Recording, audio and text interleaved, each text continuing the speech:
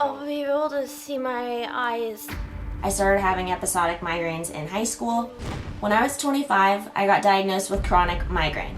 Over the 5 years since then, I have been getting more and more weird neurological symptoms. I'm totally losing my train of thought. I don't really know what I've said and what I haven't. Every time I said there might be something other than migraine, I started to notice how much I kept getting sent to psychology, and they didn't really seem to actually listen to my symptoms. So the reason that that's so hard for me to hear is that over time, if enough doctors tell you that you're crazy, you believe it.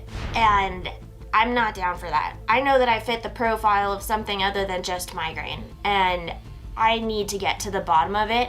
When I did my flat test over the weekend and I sent in my results last night, I was not expecting the wonderful email that I got just now. The doctor wants to check me for a spinal CSF leak. They believe me. They believe me now. Well, Jennifer, I'm glad you're here. That's emotional to watch, isn't it? Oh yeah. That was only last summer. Yeah.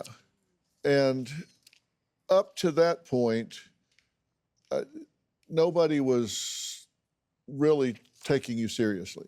Yeah, they were taking me seriously for migraine, but I was telling them in between my migraine episodes, there's something wrong. And so they just kept changing the type of migraine. Those boxes that you were talking about.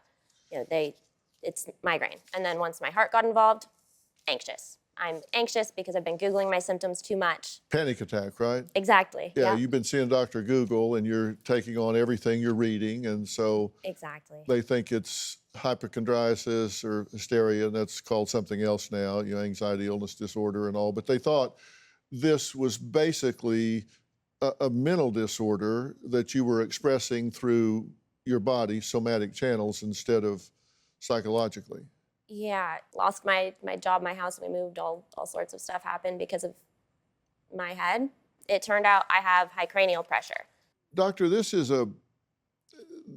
really confounding because this is a diagnostic issue as much as it is a treatment issue, because sometimes doctors just don't have the diagnostic sophistication that they need, particularly if something is not mainstream. If it's rare, they don't see it a lot. Right.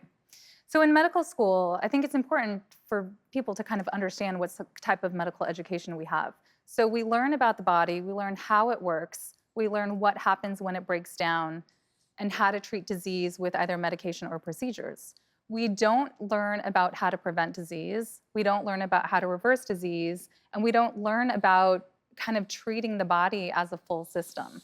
I think that's why sometimes if there's not a ready diagnosis and it doesn't fall in something they see every day, it's written off because they don't have an answer for it. They don't have the box to put it in.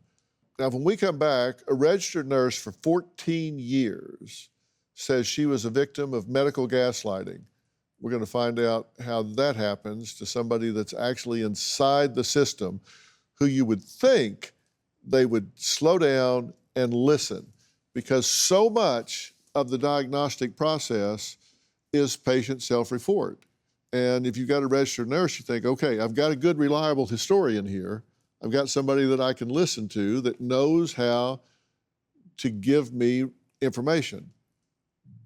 But that didn't happen here. Do you have a story or a question for me? Click the link in the description and tell me what in the world is going on.